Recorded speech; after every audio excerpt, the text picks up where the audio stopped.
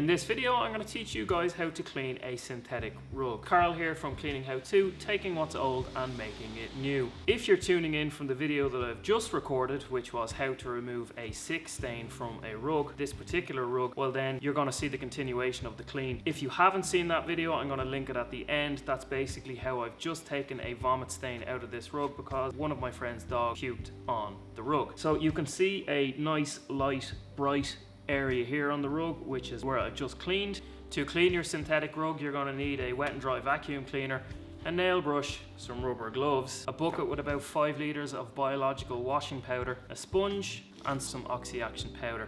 I don't know if you're watching in America what the brand is. You might actually let me know so I can start referencing what brand you use in the States. But in Ireland we have either Vanish or Astonish, and this one is Astonish. It's essentially peroxide, and I'm going to put a scoop in with the biological washing powder. Now it's really important that we're using biological washing powder here because this is actually used predominantly as a dog bed and it's covered in dog grease. So the biological powder has enzymes in it which are going to digest the dirt and the grease. The oxygen booster is essentially going to do exactly that. It's going to use the power of oxygen to boost the cleaning agent, neutralize any bacteria and get rid of any odors. So the first thing I am going to do is put a scoop of my oxy powder into the bucket and then going to give that a stir to activate it. Once that's done, I'm going to work my way through the rug in sections. I'm going to bring you guys in close now so you can see exactly what's going on. What I'm going to do is take a generous amount in the sponge. You can see there's quite a lot there, and essentially sponge it into the rug. Now, you'll already see that starting to change colour. Loads of dog hair because, as I said, it's a dog bed. After working that in, I'm just going to grab my brush to loosen and agitate more of that soil out. Don't be shy, give it a really stiff brush. This is a synthetic rug, so it's going to handle loads of pressure on it and it won't mind being agitated. Not a particularly expensive rug, but I'm told the dog really likes it, so we want to make sure that the dog is all tail waggy when the rug goes home. And next we're going to get the shop vac and vacuum out that water. As you can see guys, the difference between the before and after is really distinct and the rug is looking much cleaner.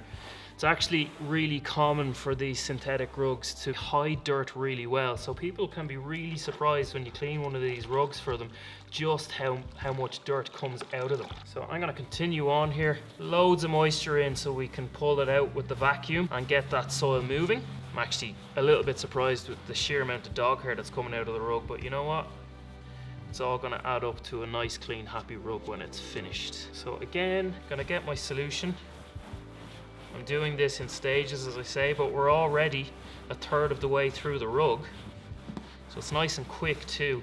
I would ordinarily advocate doing a pre-vacuum on this to remove all of this dog hair and everything else beforehand, but because there was a vomit incident on the rug, I don't want to run that through my HEPA filtered vacuum cleaners. I'm being a little bit precious about it, but I just don't want to run that through one of my decent vacuums when I can do it this way and pull everything out into the shop vac.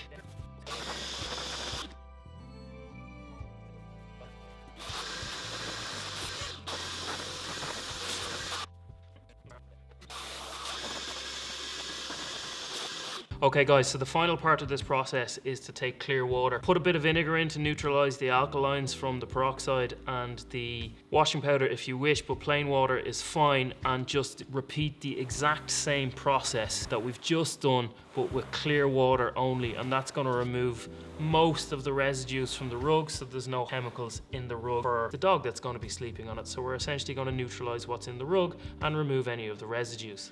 Okay guys, I'm just going to show you what we took out of the rug, and I'm going to guess it's pretty disgusting. It's fairly stinky from the dog, but put that down on the table first, and yeah, this is really